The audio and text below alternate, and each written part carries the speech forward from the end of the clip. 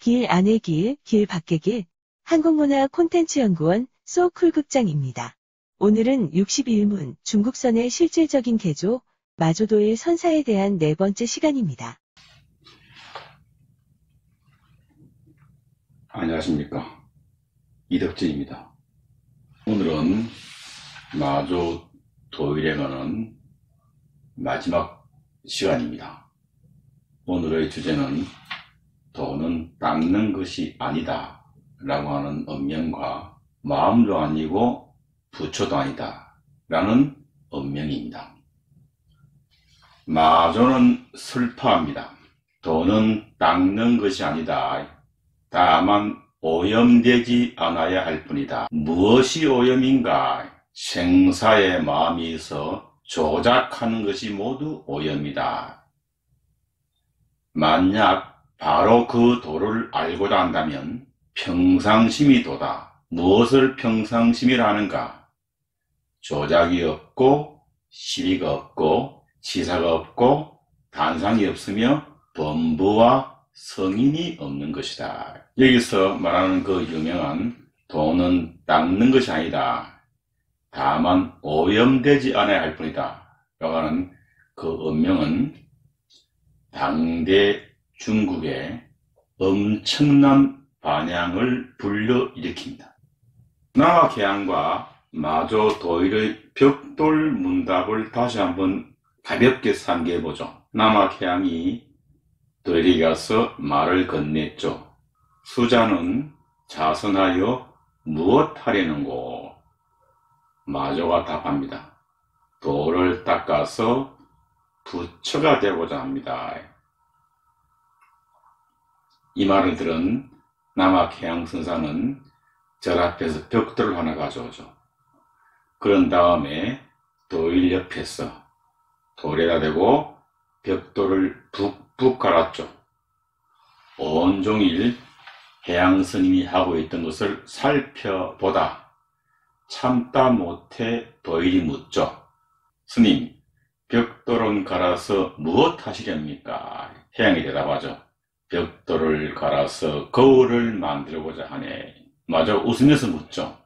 스님, 벽돌을 갈아서 어떻게 거울을 만들 수 있습니까? 그때 남학해양이 대답하죠. 그렇다면 돌을 닦아서 부처가 될 수 있는가? 그 소리에 마조는 크게 깨닫죠. 돌을 닦는다는 말은 어떤 의미를 가지는가요? 우리가 걸레로 마루를 닦는다 라고 할 때와 돌을 닦아서 부처가 된다 라고 하는 언명은 어떤 공통점을 가집니까? 그것은 닦는 대상이 걸레의 바깥에 있고 마루니까 나의 바깥에 있다는 말이죠. 즉 우리는 걸레로 마루를 닦죠. 마루는 눈에 보이는 대상세계죠. 걸레로 대상세계를 닦습니다. 우리는 돌을 닦습니다. 그렇다면 도가 마루입니까? 우리가 닦는 대상이 바깥에 있는 그 무엇입니까? 불상을 닦아서 부처가 되는가요? 우리의 마음은 우리 안에 있는 것이 아니고 바깥에 있는 것인가요? 선은 마음 공부이죠. 마음을 닦는다라고 할 때 그 마음은 불상인가요? 마루인가요? 마음은 바깥에 있는 것도 아니고 마루도 아니고 불상도 아닌 것이죠. 이게 바로 남학해양이 벽돌을 가져다 갈면서 마저에게 가르친 것입니다. 마음이 바깥에 있는 것이 아닌데 바깥에 있는 것처럼 마루를 닦는 것처럼 바깥에 있는 그 무엇을 찾아 헤매는 것은 제대로 된 공부가 아니고 찾아 헤매면 헤맬수록 진리로부터 멀어진다 라고 하는 것이죠. 따라서 인식의 대반전, 회광 반조가 필요합니다. 바깥으로 내달리는 마음을 휙 하고 돌려서 내 안을 들여다보아야 하는 것이죠. 그런 의미에서 도는 닦는 것이 아니죠. 왜냐하면 닦으면 닦을수록 공부가 멀어지기 때문입니다. 마음 바깥에 따로 부처가 있는 것이 아니기 때문이죠. 돈은 닦는 것이 아니라고 하는 것을 주장하는 것에 대하여 굉장히 많은 오해가 있어 왔죠. 즉, 마저의 주장은 돌을 닦는 사람들이 발심을 하고 노력하는 것을 부정하는 것이 아니냐는 것이죠. 스님의 도불용수, 즉 도는 닦는 것이 아니라고 하는 의미는 도라고 하는 것은 우리 안에 본래 완전히 갖춰져 있어서 아무 문제가 없는 것이므로 유의 조작을 통하여 점차 만들어가는 것이 아니고 내 안에 있는 것을 찾아낸다는 것이지 학인들의 발심 노력을 부정하는 말은 아니죠. 마조 스님은 이 점은 해능 스님도 마찬가지지만 점수론자들의 결정적인 오류를 유의 조작이라는 수행의 과정을 통해서 도를 얻고자 하는 데 있다고 여깁니다. 다시 말해서 선이란 도를 만들어가는 일이 아니라 중생의 전도된 견해를 교정하는 일이라고 보는 것이 남종 도노선의 기본적인 입장이죠. 그렇기 때문에 선을 공부한다라고 하는 것은 점차적으로 닦아서 자신의 불완전함을 보충해가는 것이 아니라 자신이 착각하고 있음을 도노하여 자기가 본래 아무런 문제가 없는 완전한 존재임을 자각하는 일이 된 것입니다. 그래서 도는 닦는 것이 아니다. 바깥으로 내달리는 마음을 회광반조하여 자신 안에 있는 마음을 들여다보고 그 마음이 바로 부처의 마음이라고는 알아차려라 라고 하는 것이 공부하지 말라는 뜻은 아니었죠. 한 스님이 마조에게 묻습니다. 스님께서는 어찌하여 마음이 곧 부처라고 하시는지요? 마조 스님이 대답하죠. 어린아이의 울음을 그치게 하기 위함이니라. 그러니까 하긴 다시 묻죠. 어린아이가 울음을 그쳤을 때는 어찌합니까? 그러니까 마조가 대답하죠. 마음도 아니고 부처도 아니라고 말해주겠네. 마음이 곧 부처라고 하는 긍정적인 언명은 마조 스님의 트레이드마크라고 볼 수 있습니다. 그런데 마음도 아니고 부처도 아니라고 하는 부정적 언명은 얼핏 보면 마음이 곧 부처라고 하는 언명과 모순되는 것처럼 보입니다. 그러나 모순되지 않습니다. 마조 스님의 입장에서 본다면 마음이 곧 부처라고 말해도 마음도 아니고 부처도 아니라고 말해도 부처의 본질은 다르지 않게 됩니다.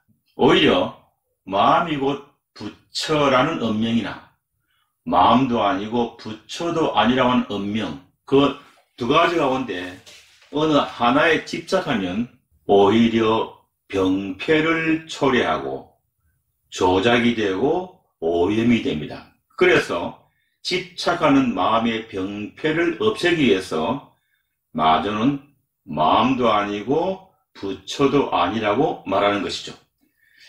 사실은 마음도 아니고 부처도 아니라고 하는 말은 마조가 처음부터 한 말은 아니죠. 마조는 줄곧 마음이 곧 부처라고 하는 말을 했죠. 그런데 한 10년 그 말을 하다 보니까 마음이 곧 부처라고 하는 말이 고정화되고, 그래서 처음 마조가 마음이 곧 부처라고 할 때 했던 그 생생함, 그 생명력이 퇴색하고 오히려 모방하고 오히려 흉내내는 마음이 생기기 때문에 마조는 자기 선의 본질을 회복하는데 마음도 아니고 부처도 아니라고 하는 언명이 오히려 더 중요하겠다라고 본 것이죠.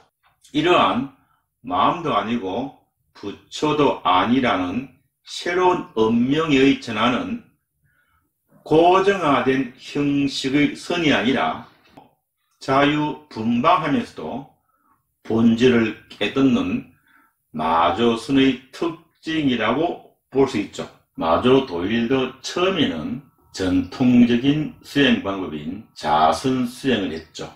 그러나 전법원에서 남학해양가의 벽돌 문답을 통해 수행관이 180도 바뀌게 된 것이죠. 자선이라는 형식적인 수행의 틀이 아닌 본래 면목인 마음자리를 더 중요시하게 되는 것이죠. 여기에서부터 마조선사상의 근간이 되는 마음이 곧 부처가 탄생하게 되는 것입니다. 마조선법은 수행이 곧 자선이라는 한계점을 벗어나 시공간에서 자유자재한 수행을 제시하죠. 마조의 평상심이 도라고 하는 말은 현실의 세계가 바로 도이며 인간의 활동이 바로 선임을 적절히 보여주는 사상이죠. 달마가 중국에 와서 선종을 일으키고 육조 해능이 중국 선을 발흥시켰다면 마조 도일은 중국 실정에 맞게 선을 발전시켰죠. 선종이 중국 불교의 주류로서, 더 나아가서 선종이 중국 사상의 주류로서 한건기를 맞이하기 바로 그 직전, 그 기반을 다진 인물이 바로 마조인 것이죠. 안사에 난 이후 혼란했던 중국 사회 가운데 사람들은 현실의 고통을 벗어나기를 기대하고 원했죠. 마조의 선법은 이러한 시대의 정신과 밀접한 관계 속에서 현실의 인간을 직시한 사상이죠. 때문에 당시 사회에서 큰 반향을 불러일으키고 중국 민중들의 엄청난 호응을 받게 됩니다. 마조는 피폐한 삶 속에서 분연히 일어나 본래의 행복으로 회복하고자 했죠. 깨달음이란 이상세계는 멀리 있는 것이 아니라 바로 여기 어려운 현실 속에서 실현 가능한 것이라고 제창하였죠. 마조의 선이 수많은 제자들을 교화할 수 있었던 것은 삶 속의 보편적인 것을 특수하게 이끌었던 것이죠. 이것이 마조의 활용 능력이었다고 봅니다. 따라서 마조는 굉장히 뛰어난 선사이지만 동시에 아주 유능한 교육자이기도 하였습니다. 오늘은 여기까지 하겠습니다. 고맙습니다. 참고 문헌은 경덕전 등록, 조당집, 벽암록, 고존, 수거록, 그리고 이리야 유시타타 교수가 짓고 박용길 선생이 옮긴 마조어록, 불교전기 문화연구소가 편찬한 인물 중국 선종사 상편, 오경웅 교수가 짓고 서동각 교수와 이남영 교수가 같이 옮긴 천하계 황금시대, 이부키 아치시 교수가 짓고 최현식 교수가 옮긴 중국선의 역사, 그리고 일지 스님이 지은 백문, 백답 선불교 강좌편이었습니다. 소쿨극장입니다. 다음 일요일 10시에 뵙겠습니다. 안녕히 계셔요. 고맙습니다.